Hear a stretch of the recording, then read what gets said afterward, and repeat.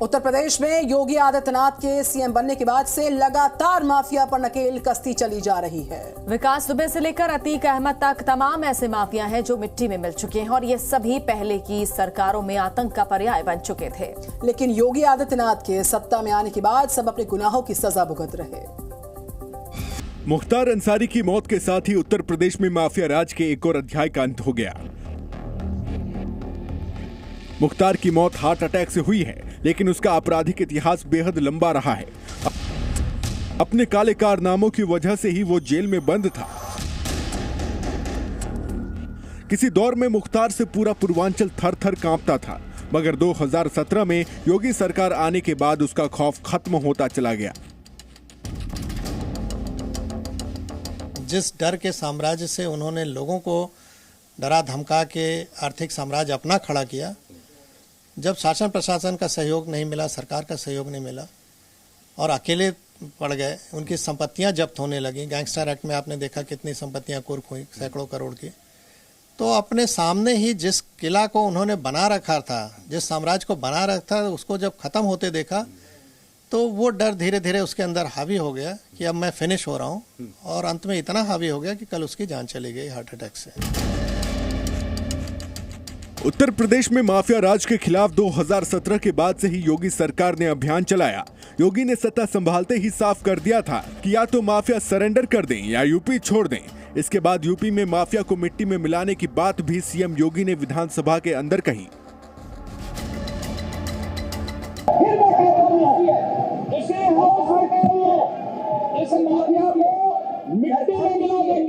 सरकार का रुख कानून व्यवस्था को लेकर जीरो टॉलरेंस वाला है, जिसका असर यूपी में दिखता भी है। 2017 के बाद यूपी में बड़े बड़े माफियाओं का सफाया हुआ।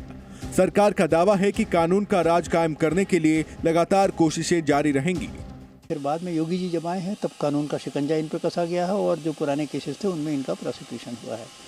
तो ये तो करीब 3 दशकों से चले आ रहे थे और इनके कुकर्मों का एक न एक दिन तो अंत होना ही था। वो अंत अब हो गया और ये दूसरे अपराधियों के लिए सबक होना चाहिए कि भाई आपका हर आदमी का आपकी एक लाइफ टाइम है, एक स्पैन है, इतने दिन आप चलेंगे, उसके बाद तो आपको ख़त्म होना ही है और आपका भंडाफोड़ भी होना है। सूबे की सत्ता संभालते ही योगी आदित्यनाथ ने सबसे बड़ा और पहला काम किया था, राज्य की कानून व्यवस्था को सुधारा, जिसका असर पूर्वांचल से लेकर पश्चिम यूपी तक देखने को मिल रहा है।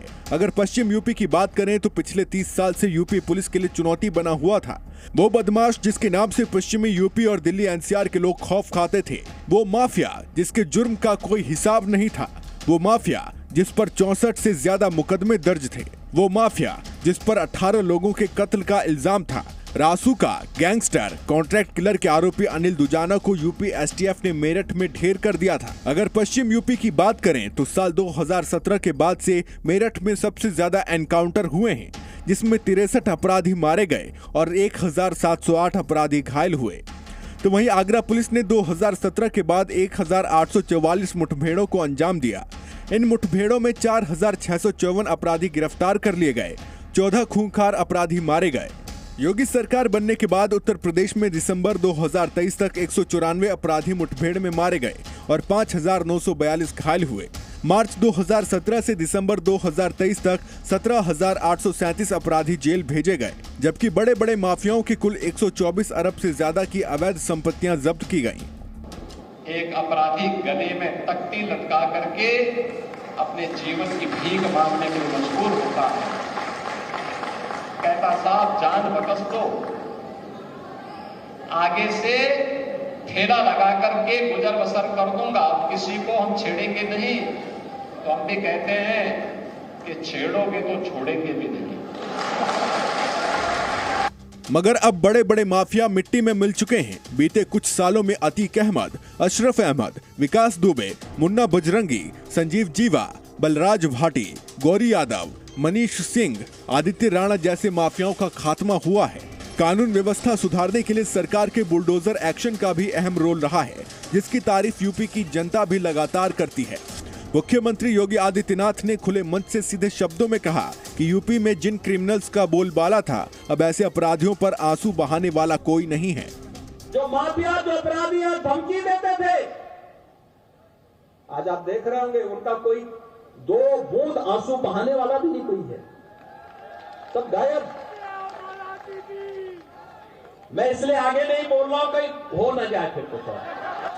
यूपी ही नहीं, देश के दूसरे हिस्सों में भी माफिया राज करीब करीब खत्म हो चुका है। अपराध की दुनिया में एक जमाना वो भी था जब SAM यानी शहाबुद्दीन, अतीक और मुख्तार के नाम का सिक्का चलता था, लेकिन अब तीनों का अंत हो चुका है।